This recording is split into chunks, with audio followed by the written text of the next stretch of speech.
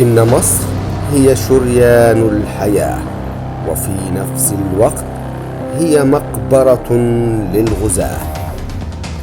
أهلا ومرحبا بكم في حلقة جديدة.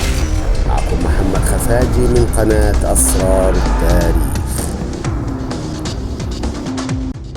لقد تحدثنا لكم في الحلقة 56 وكانت بعنوان الملك شبسس كارع، وسوف نتحدث اليوم في حلقتنا عن الملك نيووسرع.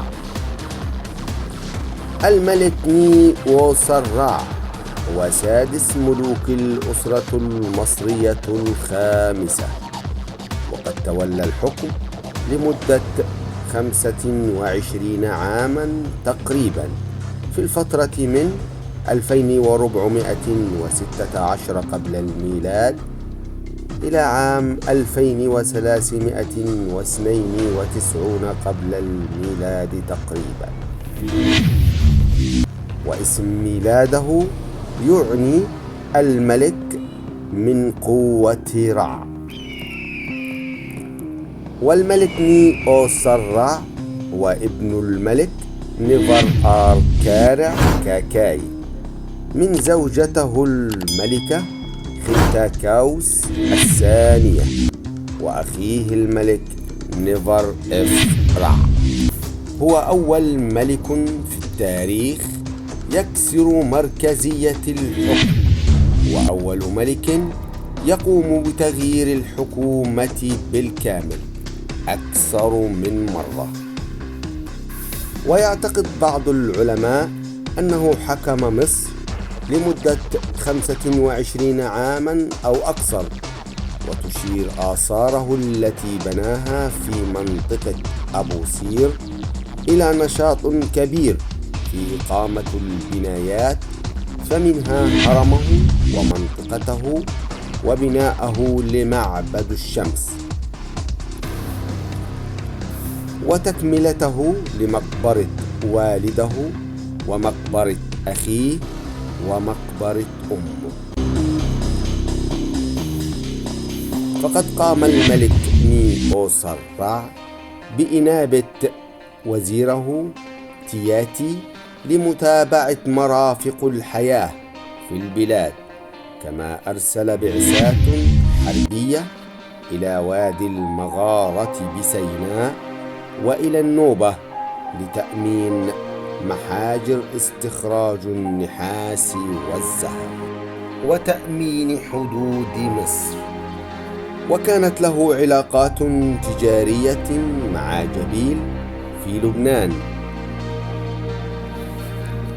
عدل الطقوس الدينية وبصفة خاصة في الطقوس الجنائزية للملك، حتى بعد وفاته اتبعت تلك الطقوس حتى عصر الدولة المصرية الوسطى. أما بالنسبة لنظام الحكم فقد عمل نيووسرع على تركيز حكم البلاد وتوكيلها إلى وزير يقوم بأعلى وظائف القصر ويرعاها، فجمع وظيفة رئيس غرفتي الثروة ورئيس الشؤونتين ورئيس غرفتي حلي الملك في يد وزيره تياتي.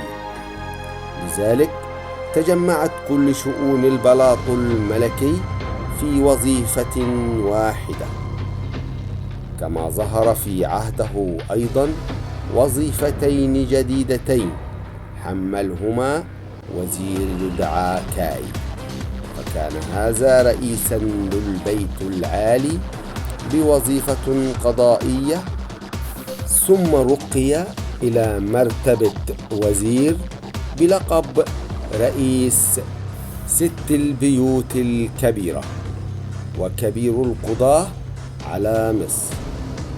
كما حمل كاي أيضا لقب محافظ مصر العليا. أما بالنسبة للعلاقات التجارية والحملات توجد في وادي المغارة بسيناء لوحتان منقوشتان في الصخور من عهد الملك نيوسرع.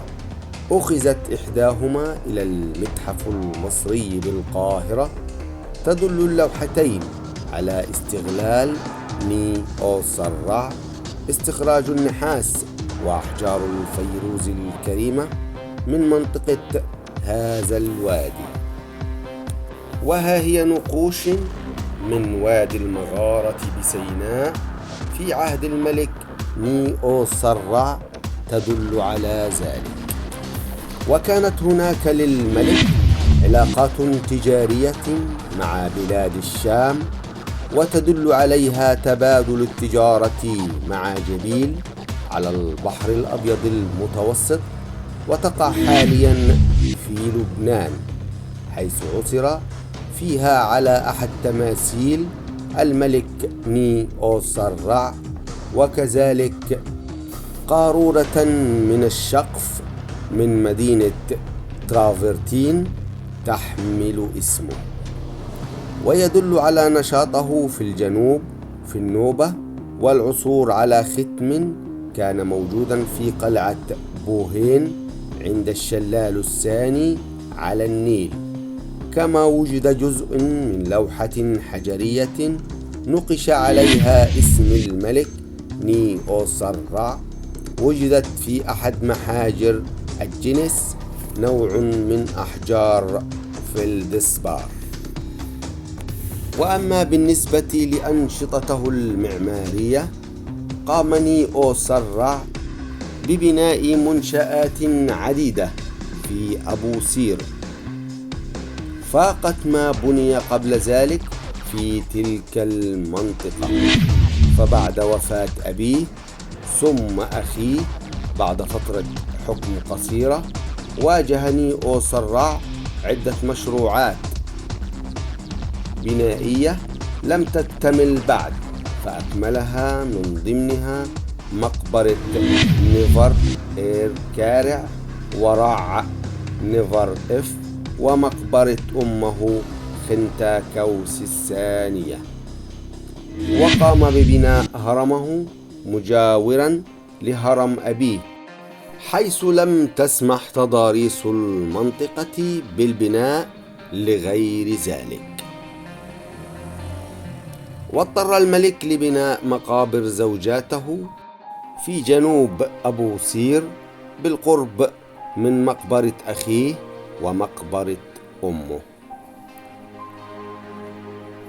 كما قام ببناء معبد الشمس في منطقة أبو غراب في الجزء الشمالي من أبو سير. وجاء وصف معبد الشمس في كتاب وصف مصر الذي قام بكتابته علماء فرنسيون أتوا مع حملة نابليون، ولكن العلماء سجلوا تلك الآثار على أنها هرم مهدوم.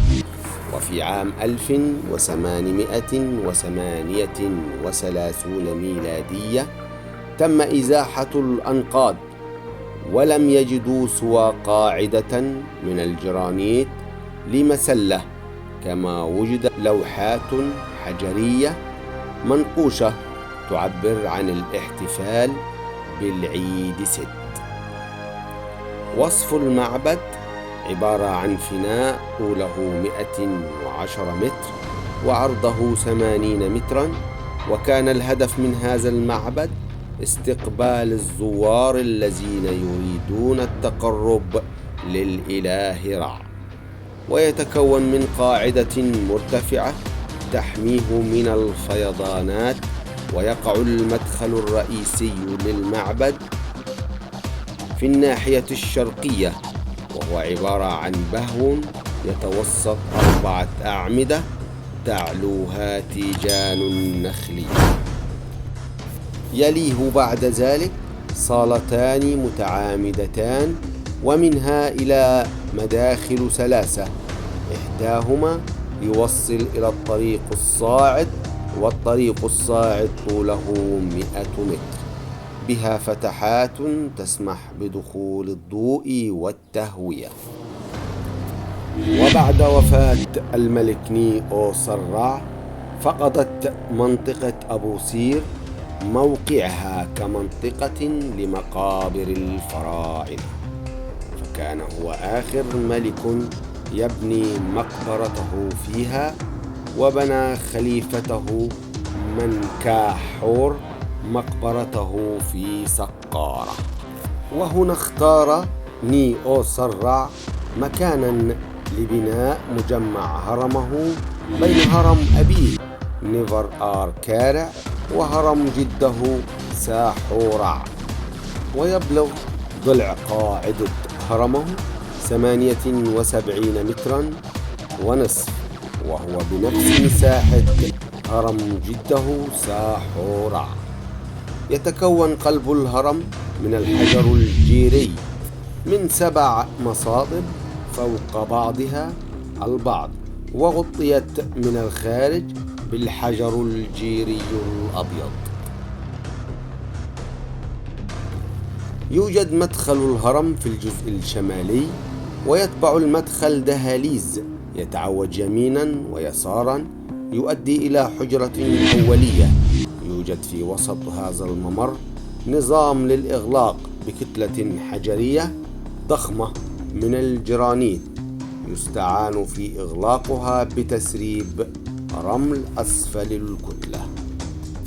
يتسرب الرمل في غرفتين صغيرتين على الجانبين فتسقط كتلة الإغلاق. يوجد ممر متفرع من الحجرة الأولى من الناحية الغربية يؤدي إلى حجرة الدفن. كل من الحجرتين مسقوف بثلاث طوابق من الأسقف الحجرية الكبيرة في شكل السرج، وهي من الحجر الجيري. ونظرا لأن مكونات الهرم قد سرقت وأخذ منه أحجار كثيرة، فيصعب معرفة شكل الغرفتين تماما، كما أنه لم يتم العثور على أي آثار أو حلي في تلك الحجرتين. وبنى هرم صغير للعبادة عند الركن الجنوبي الشرقي للهرم، وأحاط مجمع الأهرام بحائط كبير، وعززه بزوايا قوية عند الجنوب والشمال الشرقي. تلك التعزيزات التي تم تصميمها تم اتخاذها بعد ذلك في تصميم الصراح.